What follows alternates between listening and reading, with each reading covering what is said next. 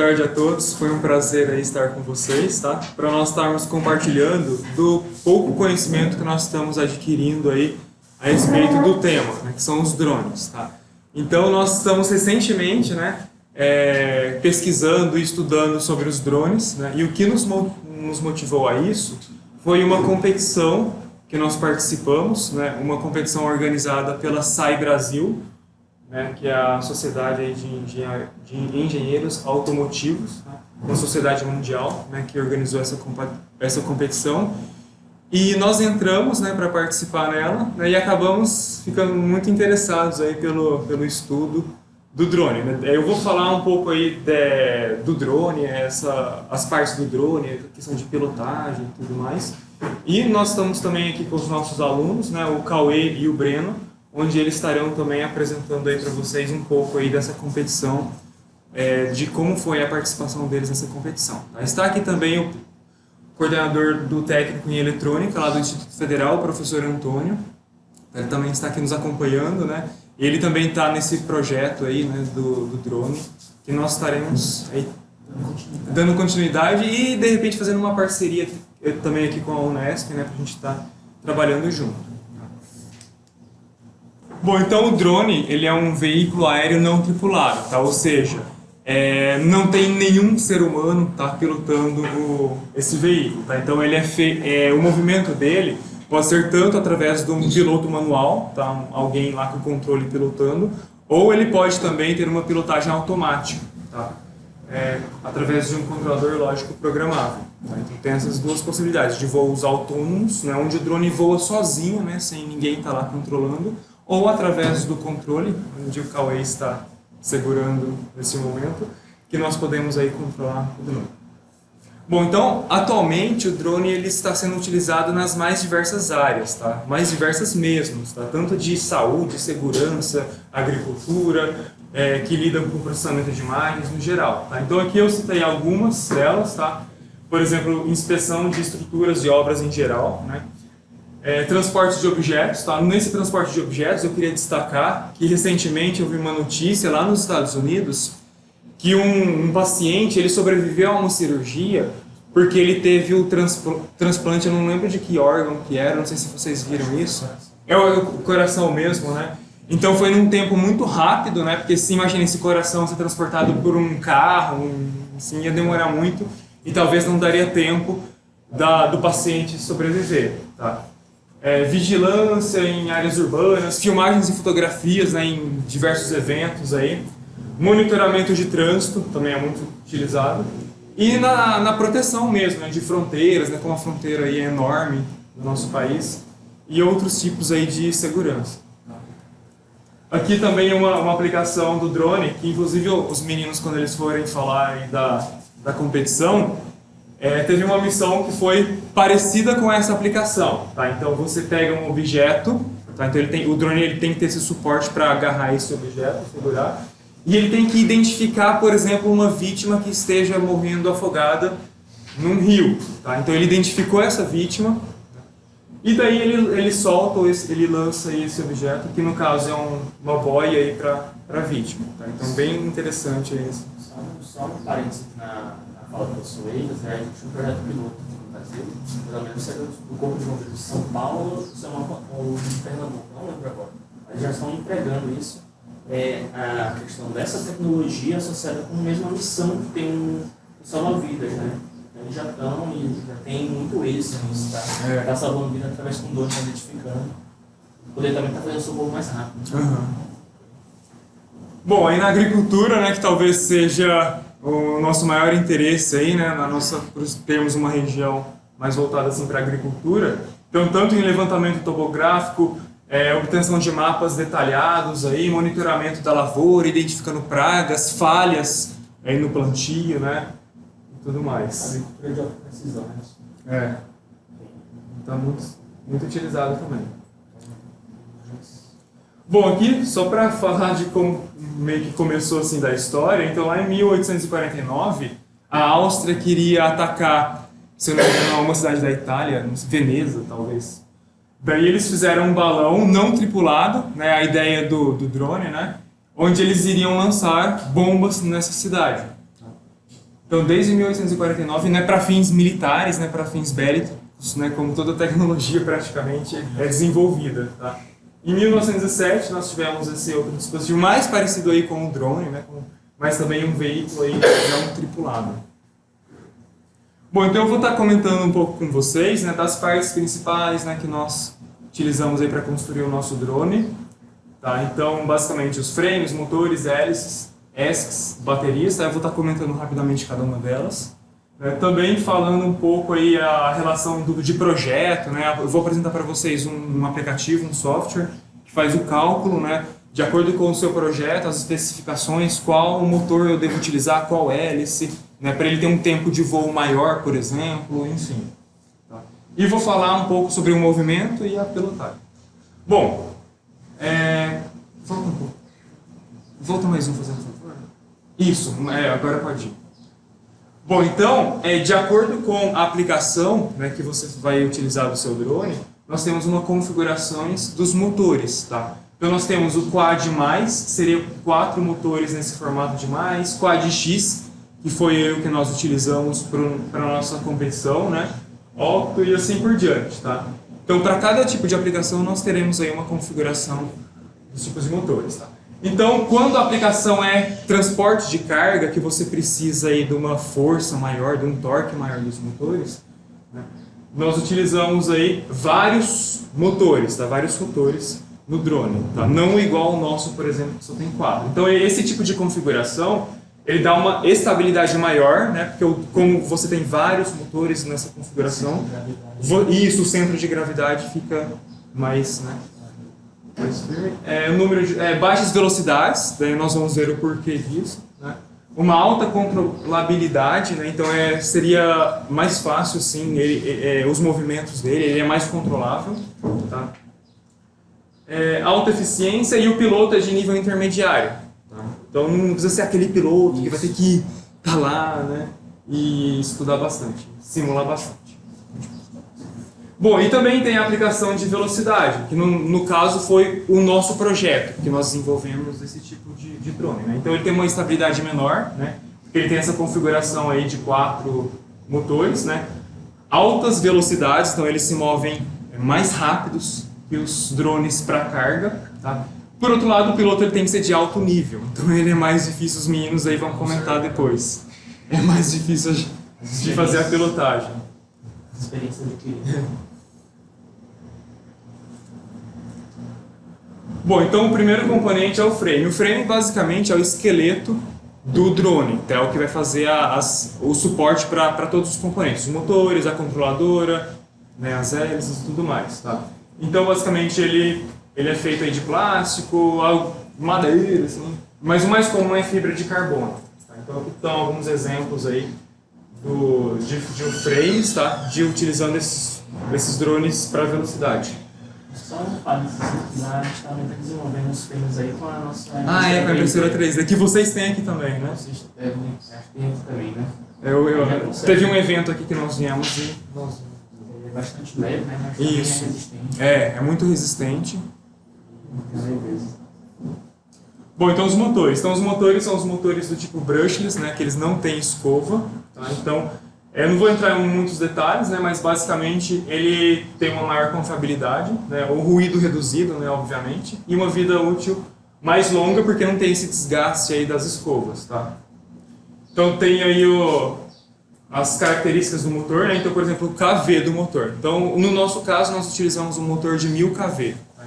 Então, o KV ele representa as rotações por volt, a unidade de tensão. Tá? Então, quanto maior for o KV, significa que o motor ele tem mais rotações, né, por volt, ou seja, ele vai ser um drone mais rápido ou mais veloz. Tá? E por outro lado, quanto menor for esse KV, né, maior vai ser o torque, né, maior a força dele, e menor a velocidade. Então aplicações de carga, por exemplo, utilizam motores com KVs menores. E no caso de velocidades, né, aplicações de velocidades utilizam KV maiores.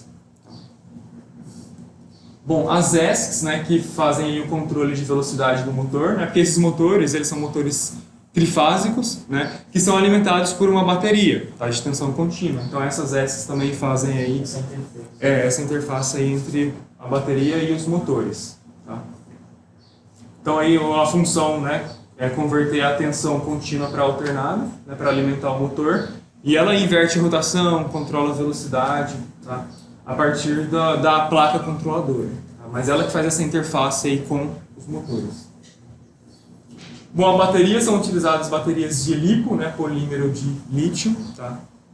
E eu vou falar um pouco aí também das características e as especificações aí desse tipo de bateria. Tá? Então nós temos aí algumas definições, né? Por exemplo, a taxa de descarga, tá? Que representa aí a carga, está relacionada com a carga e com a corrente aí que essa bateria consome. Então, por exemplo, se nós temos uma bateria de 1.200 mAh e uma taxa de descarga de 1C, tá? Que é a unidade dessa taxa, tá? Isso significa que ela pode fornecer 1.000 mA, né, em uma hora, tá? Ou 1,2 amperes. Tá?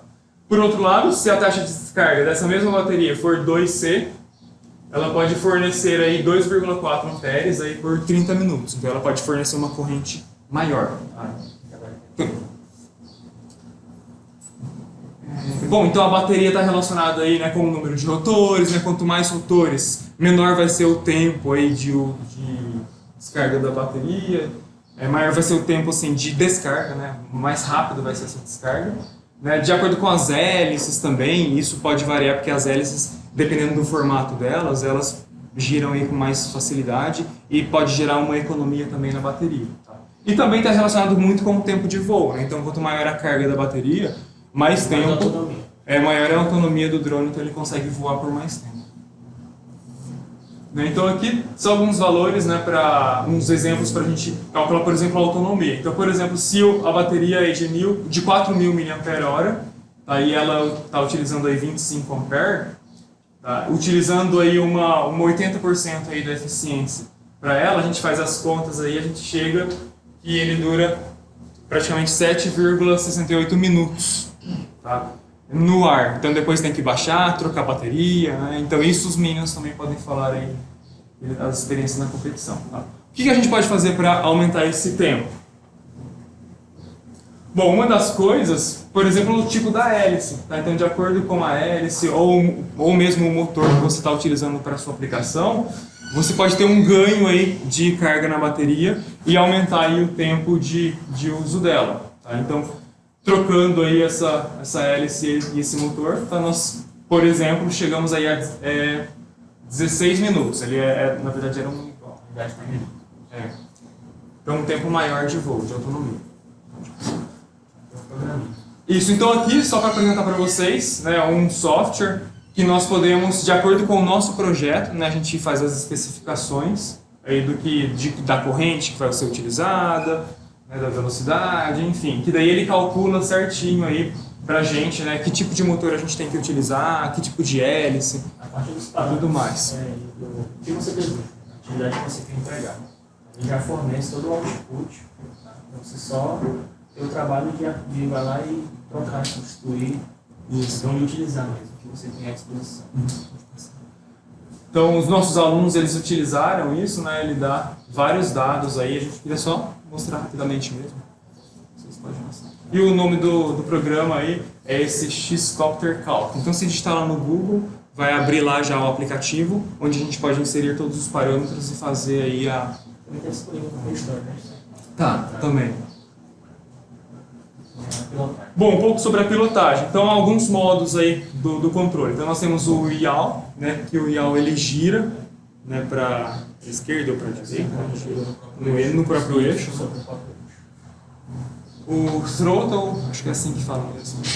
Que ele vai para cima ou para baixo, tá? Então, ali no controle nós temos aí esses movimentos, né, onde nós podemos acioná-los, né? O roll, ele se movimenta de lado, né? E o pitch, né, ele iria para frente, né, e para trás. Então, basicamente são esses os controles aí, os modos do diagonal. Aí só mostrando também como que a gente faz o controle. E aí os modos de voo que nós temos. Tá? Então nós temos o Stabilize, né, onde ele fica estável, né, ele sobe de forma estável.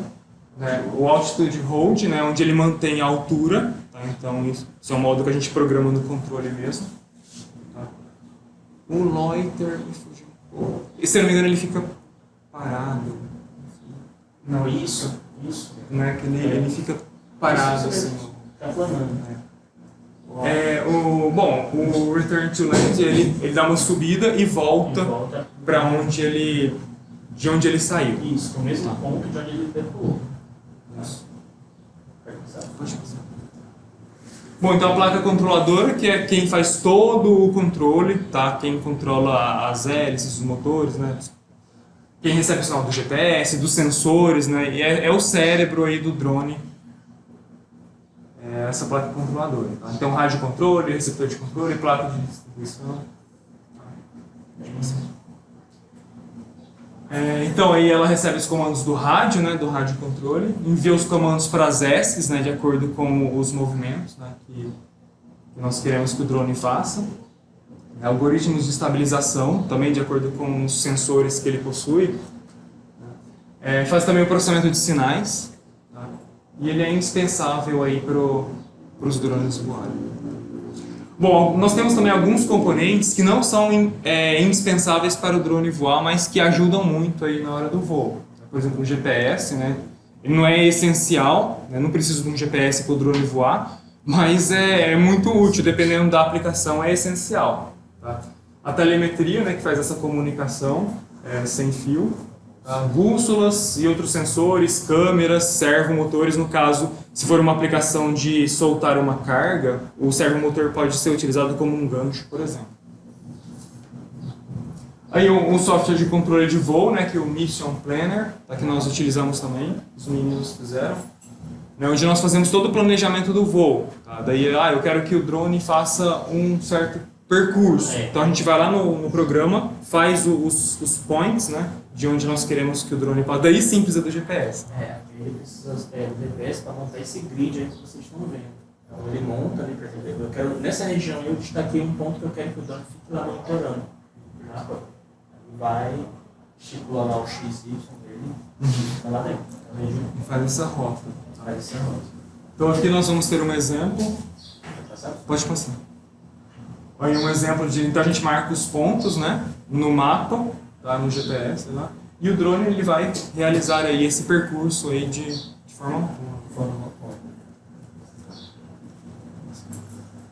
Bom, aí um pouco sobre as câmeras, né, que também nós precisamos utilizar, né, como os meninos vão falar um pouco das missões, mas elas precisam ser leves, pequenas, né, justamente por isso, porque como é um drone de velocidade, ele não tem essa força para cargas pesadas. Pode passar. Então, o mapeamento, né? Então, a câmera ela não vai pegar toda a região, né? Mas aí, conforme o drone for se movimentando, ele vai tirando aí as fotos e vai montando aí. Vai pegando essas... Aqui é uma aplicação fotográfica, ele pega, vai tirando os frames, né, os quadros, a partir da superfície de nível e vai montando.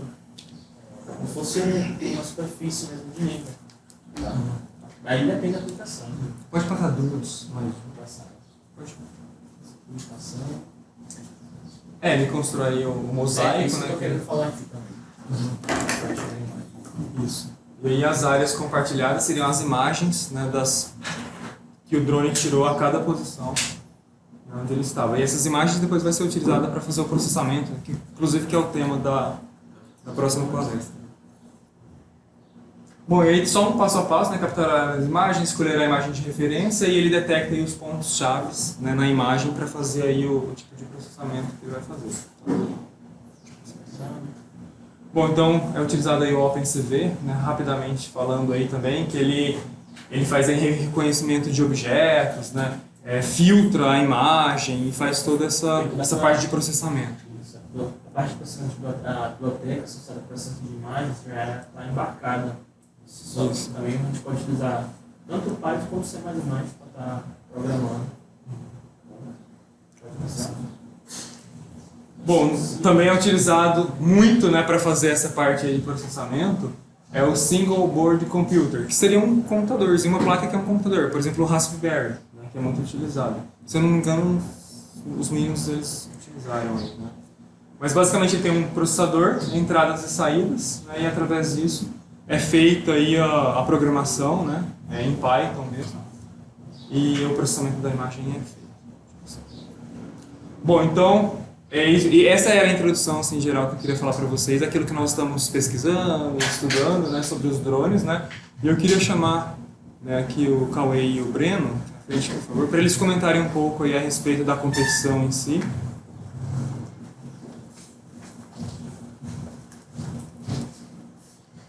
Boa tarde, eu sou o Breno, que é o Cauê. E como o professor mencionou, a gente foi participar da Fórmula Drone lá em Itajubá. Como foi feita essa montagem do drone? Primeiramente, a gente teve que entrar naqueles aplicativos, colocar para ver os equipamentos que a gente ia usar, né? Qual motor que a gente ia usar, a bateria adequada, APM certo, o GPS. E a gente fez esse levantamento de custos. Após esse levantamento de custo, nós fomos atrás de patrocinadores, porque como foi algo mais entre o nosso grupo assim, a gente não tinha todo esse dinheiro.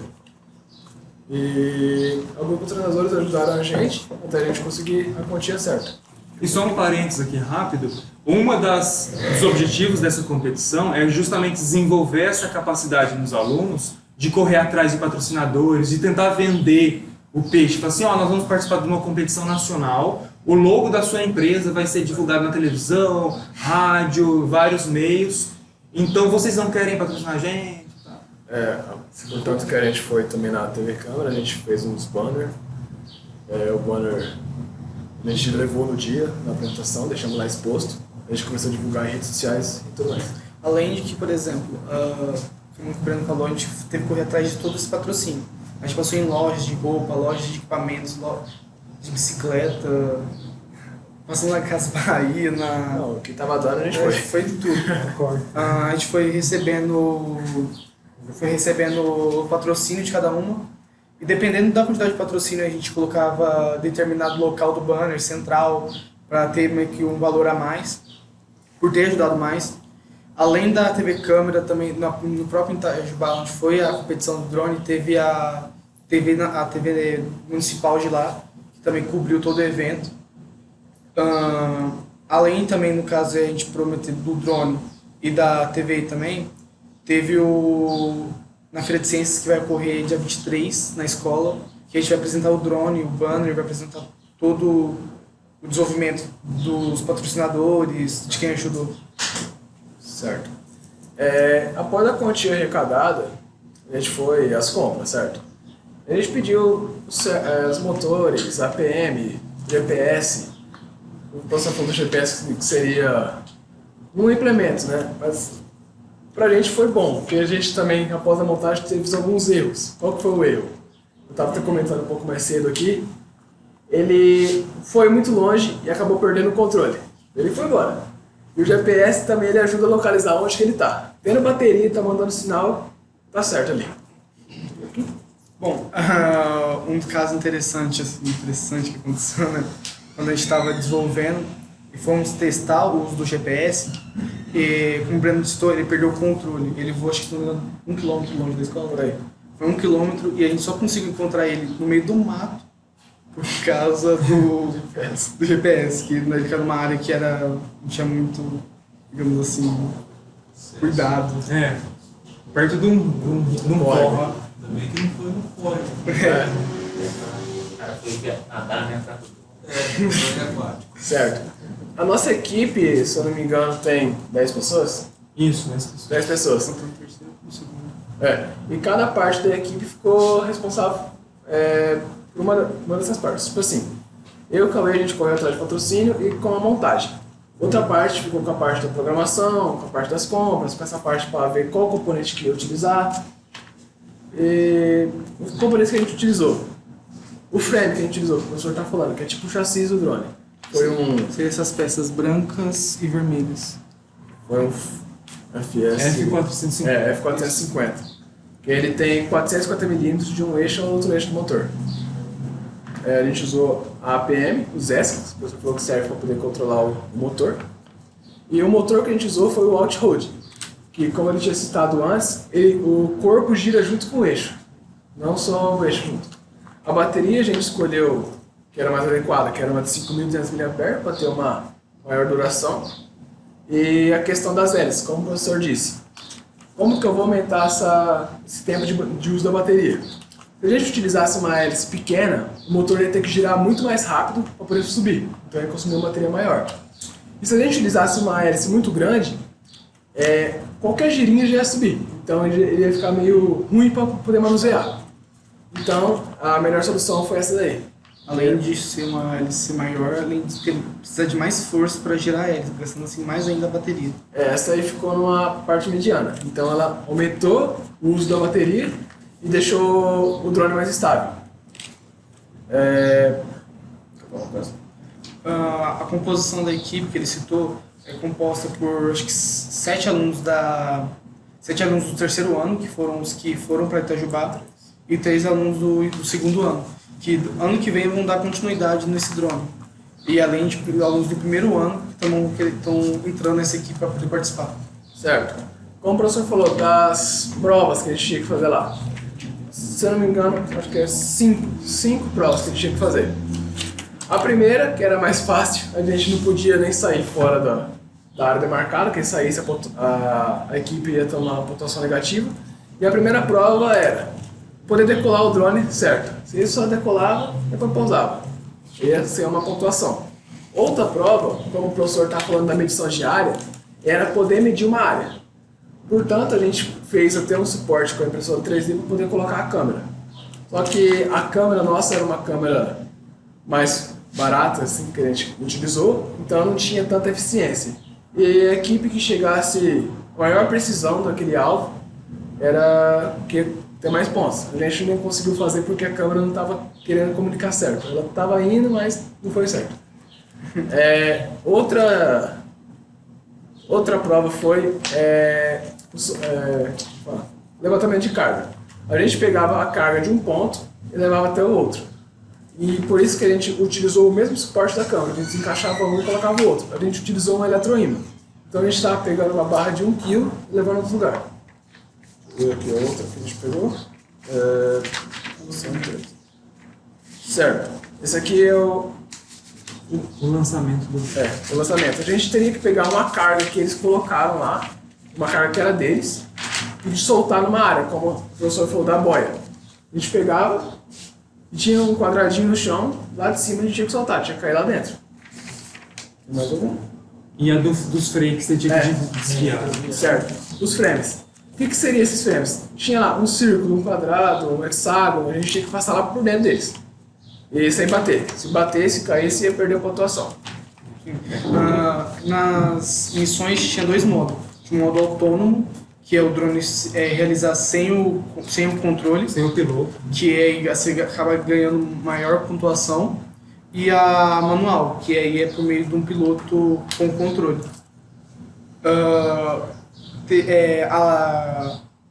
A gente aprender a controlar o drone foi utilizado um simulador, que aí a gente passou por um treinamento antes de poder pegar o drone em si, para a gente poder aprender como controlar a direção, qual que é os comandos e como que é a direção dele.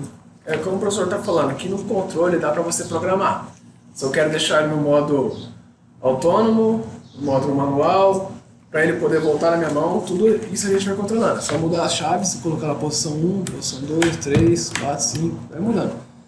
E também a gente deixou a versão Sport. Como quiser um drone de velocidade, ele tem a versão Sport, só que consome muita bateria. Um drone, se ele deixar ele no autônomo normal, ele vai durar em média uns 15 minutos no ar. No Sport vai mais ou menos uns 5. Porque, tipo assim, ele triplica a sua velocidade. Então os motores giram muito rápido e consomem mais bateria. Sim. Foi também deixado 2 funções em controle na parte de trás. Esses 2 botões foram utilizados tanto para tirar a foto, como também para poder soltar a carga no alijamento. Bom, depois que a gente fez todo o processo de compra, montagem, programação e o treinamento, a gente foi testar na parte física mesmo, catar o drone na mão para testar. E aconteceu alguns casos, por exemplo, essa pecinha aqui é o GPS. é ele que tá a bússola e tanto o GPS. Ele era preso com uma haste de ferro. Só que por causa quando a gente foi treinar, acabou quebrando e a gente teve que, no caso, arrumar, achar uma forma de funcionar, mesmo faltando uma parte dela. Antes da competição a gente já teve que comprar mais hélices, comprar os Várias pezinhos, hélices quebraram, né? comprar os pezinhos, tirar a haste, porque a haste literalmente quebrou no meio. Teve um caso que, pelo também descontrole do próprio GPS, o drone acabou saindo descontrolado em direção ao gol que tinha no campo, se enrolando todo na hélice, na rede, quebrando a hélice, forçando o motor. Um motor ficou esplanado ainda assim, por causa disso. Então a gente teve que sempre mediar para poder arrumar o que foi quebrado. Aí a comunicação entre o controle e o drone, a gente está usando uma frequência de 2.4 GHz, que é a mesma que um computador atualizado.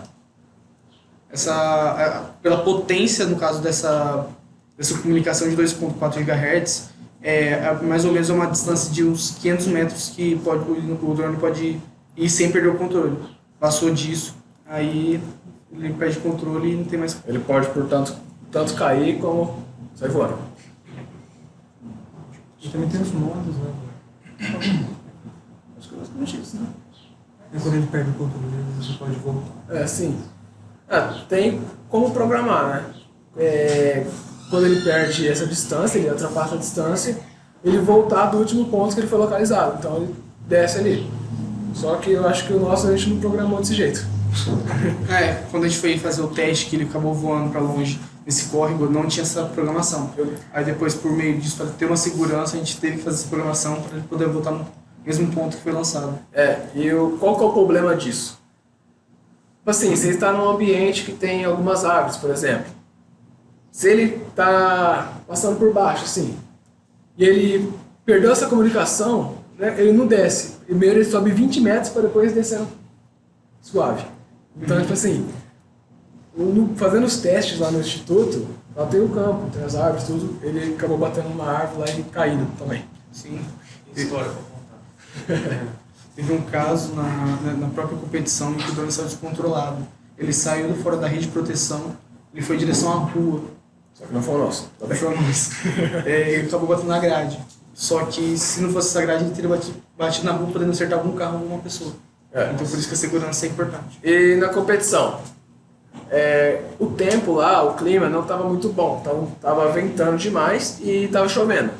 E bem na nossa parte, nosso tempo, tinha parado de chover, mas estava muito vento. Então, assim que a gente foi subindo, o eletroímã não conseguiu segurar muito bem a carga. Então já estava balançando, a carga saiu fora. E aí a gente já perdeu alguns pontos. E a gente teve que remarcar para o outro dia, por causa da ventania.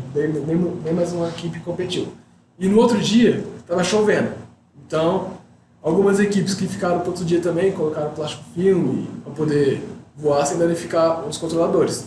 Só que por conta desse plástico filme, ele esquentou e acabou pegando fogo o drone. Então, um drone pegou fogo lá e o nosso grupo decidiu não subir ele. Para perder quase R$2.000, correndo atrás uns 3 meses. Então, é isso, né? Nós estamos começando, né? Como eu mencionei, o nosso estudo, a gente não é especialista, né, na área, mas a gente está começando a estudar e pretendemos aí seguir, né, esse estudo aí. Também um componente que a gente colocou a mais foi o medidor de bateria, porque, tipo assim, se a bateria está acabando, tipo assim, você está no alto, ele vai começar a apitar.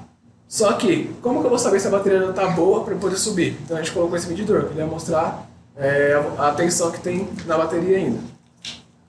Beleza. Bom, obrigado, gente. Quem tiver alguma questão, tá, a gente vai abrir no final para ter um espaço para debate mais tranquilo.